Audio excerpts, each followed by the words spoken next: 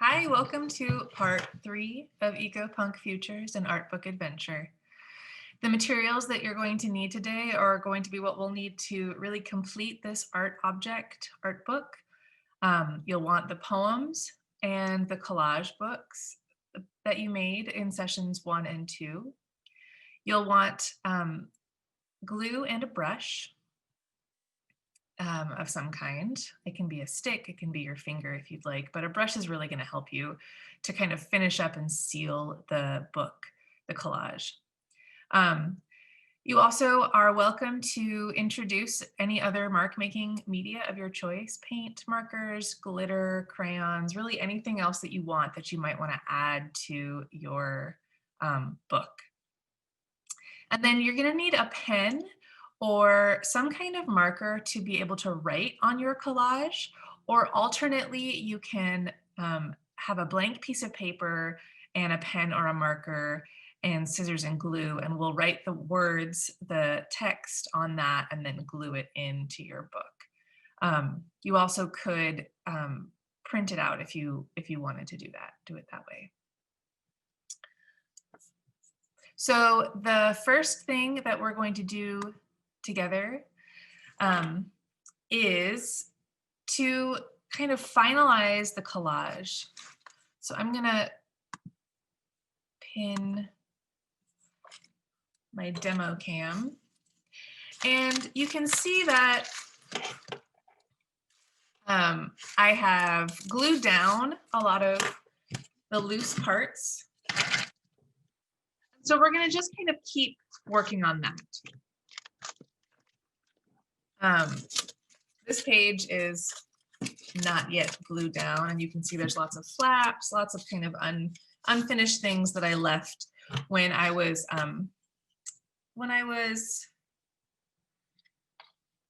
assembling it, so that there would be a little bit more freedom. So, but at this point, it's going to be a lot easier to manipulate the book, to have a real like solid art object, if things are glued down as much as possible or as much as you really want. So I'm going to just use a brush and put glue all the different places that it might still want it. And I'm using Mod Podge. I'm using a matte Mod Podge right now. So I'm going on top as well, not just underneath, but I'm kind of like jabbing the glue underneath the parts that are sticking up still, making sure that I kind of have a nice smooth layer. And you may find that parts of it kind of still want to stick up, but if you let it kind of sit for a moment, move on to some other areas and let it grow tacky, you can stick it down later on.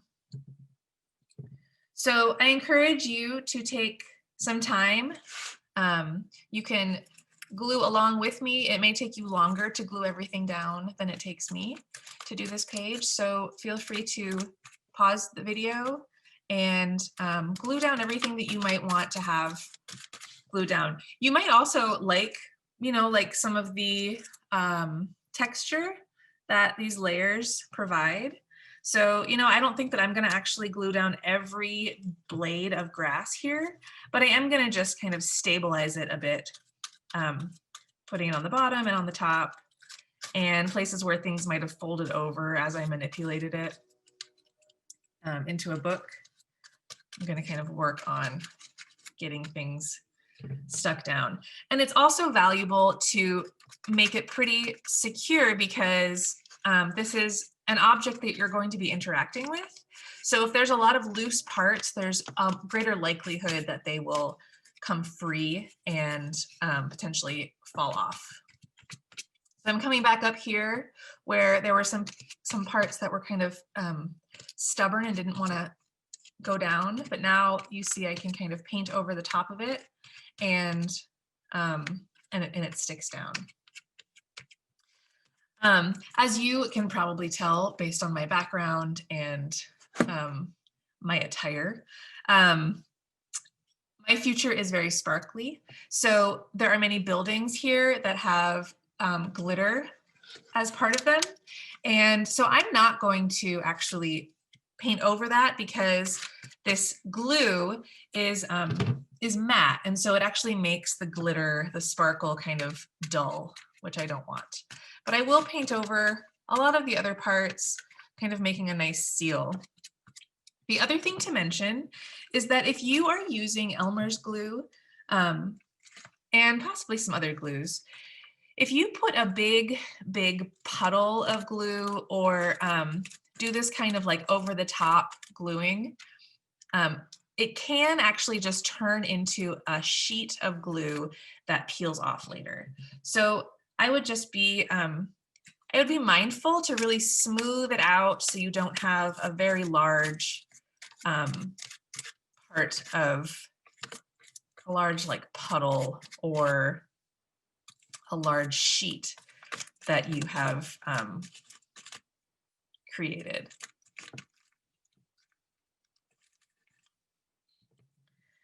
All right, so I'm going to just put a little bit more underneath these parts here. And we're doing this first so that it has a chance to dry before we get to actually adding the text that we're going to add to it to make this book.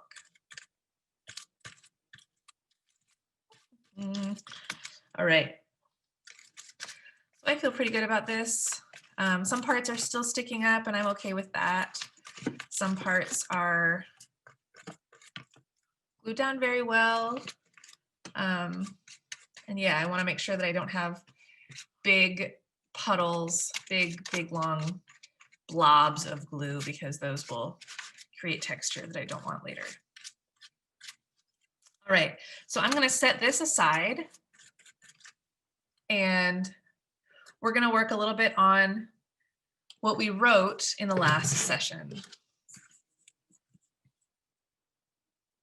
Before we start working on the poems, though, I want to take a minute to think again about where we are in this world. In the first two sessions, we spent time breathing and really centering ourselves in place.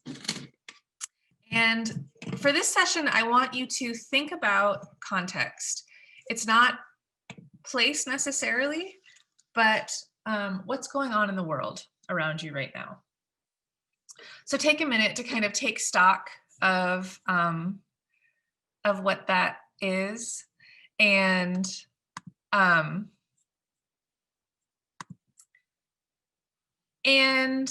who is doing what the state of the world is right now, how you feel about it.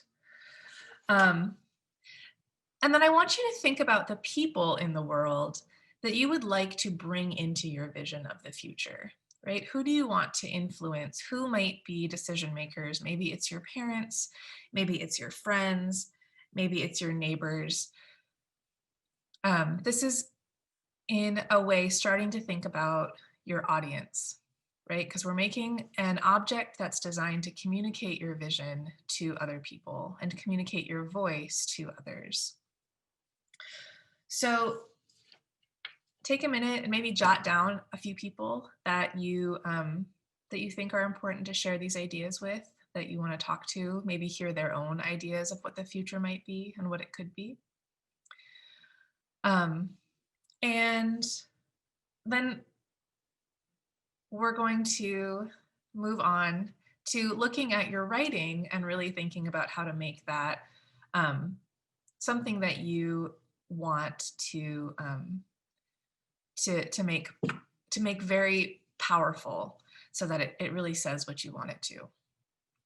So with this idea of an audience in mind, I'd like you to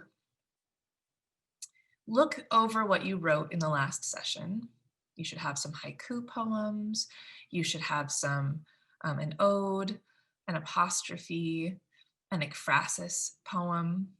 So a number of different kind of ways of thinking about place and the future and how you feel about it. And I want you to think about which one might be the best way to communicate to this audience that you've kind of established.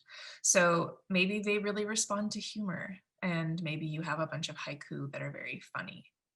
Or maybe you think it's important that these people feel your sorrow, And so you want to use your lament poem to really kind of communicate what you are fearful of losing if we don't take action in the world collectively. So look over your writing and take a minute to decide what you want to use. And once you've done that, I'd like you to put that piece in front of you in some way, because we're going to do a little bit of work about that piece specifically. So we're going to do a revision exercise. Play slideshow.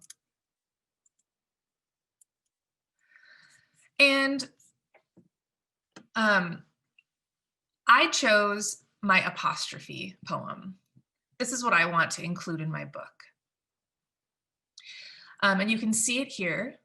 It's kind of long, but I'm going to focus on this one section right here to kind of show you a process of revision that I think is kind of fun and really opens my eyes every time to other possibilities of how to use words, right? So this is my first draft, and I have this phrase that, that feels important. And that also feels a little bit clunky, right? There's a lot of words here. I'm not sure if it's the best way to say it. So what I'd like you to do is pick a section like that. Small, it can be one line, it can be several lines, but you don't want it to be too long at a time because it might just be a little bit overwhelming. And so the first thing that you're going to do is count how many words are in that section. So my first part has 20 words. The next thing that you'll do is write a version of that same sentence or line using half as many words. So here's my example. This second version is only 10 words, and I used some of the same words, but I didn't use all the same words, and I kind of reworked it so that it really was half as long.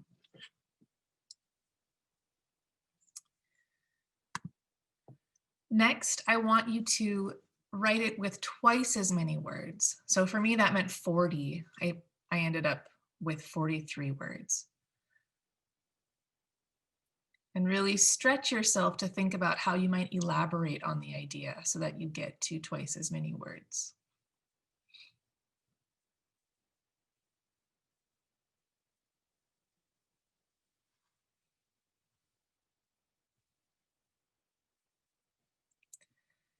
Next, you're going to write the same sentence with the same amount of words, but none of the same words.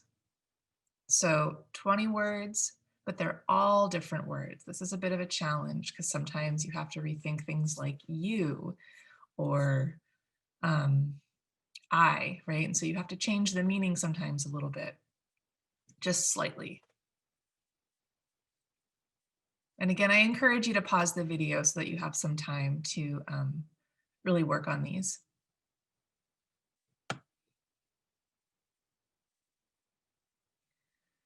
Next, I want you to write something with the opposite meaning. Roughly the same amount of words as the original sentence, but make it mean the exact opposite of what the original sentence was.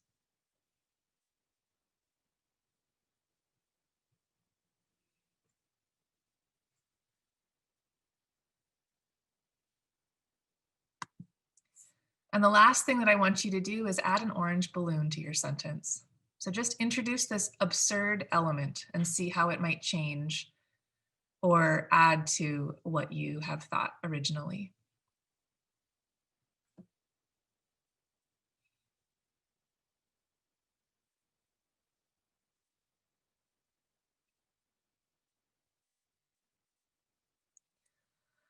So this might be a good time to pause and to make sure that you've had some time to really do all of these different activities, different exercises with this sentence. And when you're ready, come back and reflect on the fact that you now have 1, 2, 3, 4, you have 6 versions of your original sentence, your original lines. And you can choose from these based on what you like the most, or you can really choose a final version that brings them together. So I really liked the brevity of the second one. That was only 10 words. But I also really liked the details that I kind of developed in the one that was twice as many words. So I brought those together to make this final version. And you can do this with a tricky part of your work. You can do it with all of the lines in your work. But it's really just a way for you to think about the possibilities and the choices that you have at your disposal. How you can use words in many ways to change the meaning and to make things more clear. So the next thing that we're going to look at is text. So there's lots of ways that you can write your writing down. And it's important to think about what the impact of those might be. So this is just a collection of fonts that, that are free to use from Google. You could download them if you want. They're just, you can search for free fonts and you'll find a lot of these. But these are also all handwritten fonts, and so you can kind of emulate them or just see what the variety could possibly be. Right? Some of them seem very casual. Some of them seem a lot more bold. This skinny is a good example of how you can use large and small lettering to create impact, to create focus on individual words. So I'd like you to, maybe with the same line that you just worked on editing or on revising, or you can pick another line or even just some words. I'd like you to play around with different mark making as far as writing goes.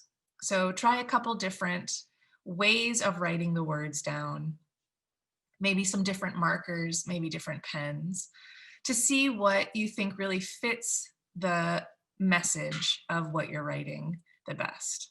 And maybe you just want to use your own handwriting. But think about how scale, largeness, or small might really impact the way that people can look at and read and understand the words that you've put down.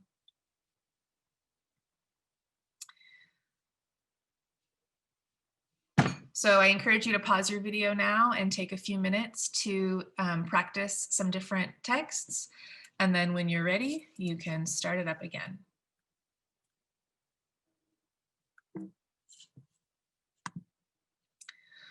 So the next thing to think about is, how are you going to put these words on the page? You have a collage with images. And so fitting the text around it may not be super easy. So here are some examples by Chip Thomas of ways that he has incorporated text with images. So this one is written all around Sojourner Truth's head in the negative space around her. And you may find that there are places in your collage where there's a lot of open space. Maybe there's like some sky. Or in the previous page, writing was incorporated into the texture of the faces, right? So it was around and also on top of the faces themselves.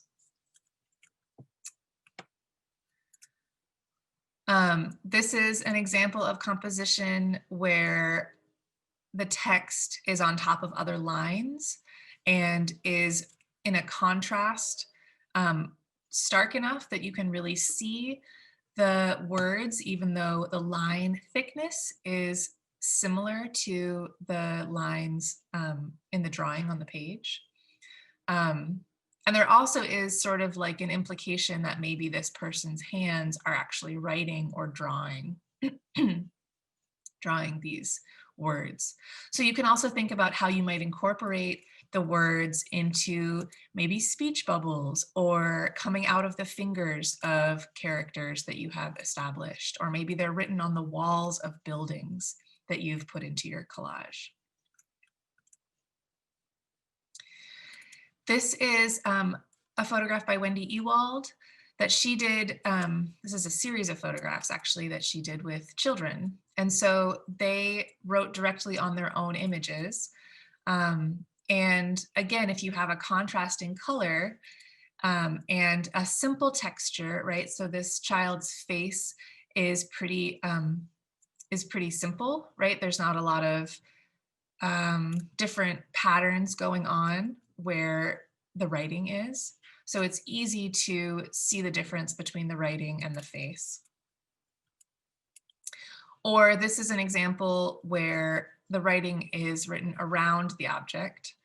And you can be really creative with where you want to put the writing. And then here are some examples just from websites of ways that people have put text directly on top of images that are a little bit more textured. And so really the idea is that in this top one, the words and the colors are in contrast and thick enough to really be able to see on top of the lines that are behind it. And so it's a sort of darker background. And so using white on top of that is really effective. And in the bottom picture, the writing is large enough. And again, white for contrast, that it's possible to really see it. And then, this is another good example of scale to communicate different things or to just create impact. And so the last option is to actually just write out your words onto a piece of paper and then cut out lines or words individually to glue onto your book.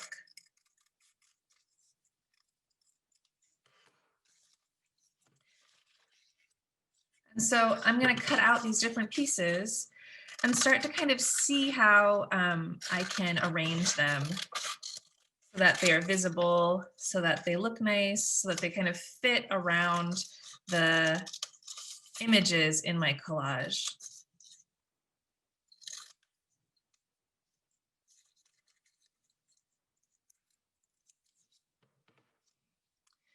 So I might decide that actually I want to cut this up into some smaller lines.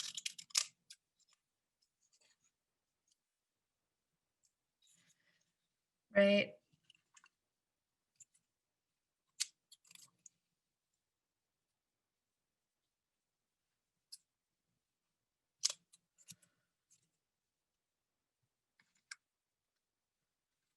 And space them out so that there is time to really pause and think about them. And I'm going to build this poem across my entire book so that the first page only has part of it, and then it continues on. And you know what? I think I'm going to leave this for the second page. So I like to kind of lay it out first and see how it looks overall. And then I'm going to just put some glue on here. And you can do this in the same way that you attach to your original pieces of the collage and then go back over it with your paintbrush later on. Or, you can kind of just paint fully onto the piece, your collage. I mean, paint your glue where you think you might want to put these words, and then stick them down.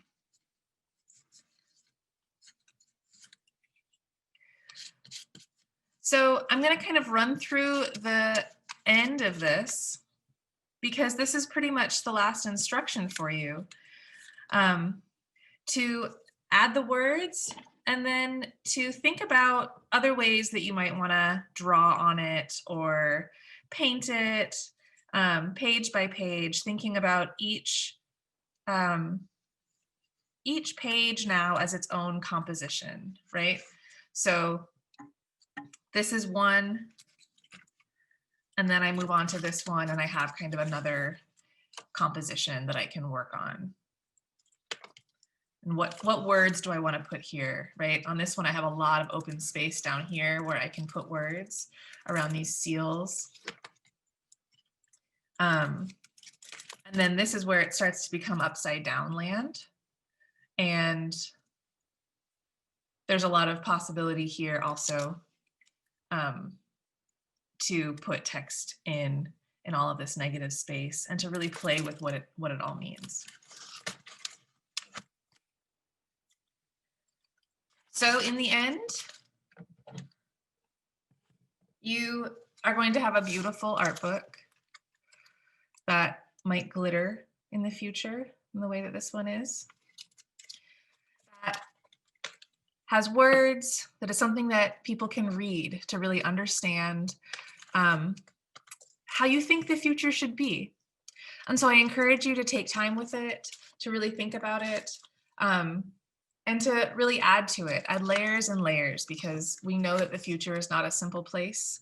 The future is a place that we are co-creating with one another all the time. And so having a way to share what you think about it is really valuable. You, especially young people, because you are the ones that will live in this world most immediately. So I thank you very much for joining me on this adventure. And I would love if you share pictures of your book with the Creative Learning Alliance so that I can post them, and so other people can see your visions as well. Or maybe you want to post them on social media, things like that. That's another good place for you to be able to spread your thoughts and ideas and your work. Thanks again for joining me, and see you in the future.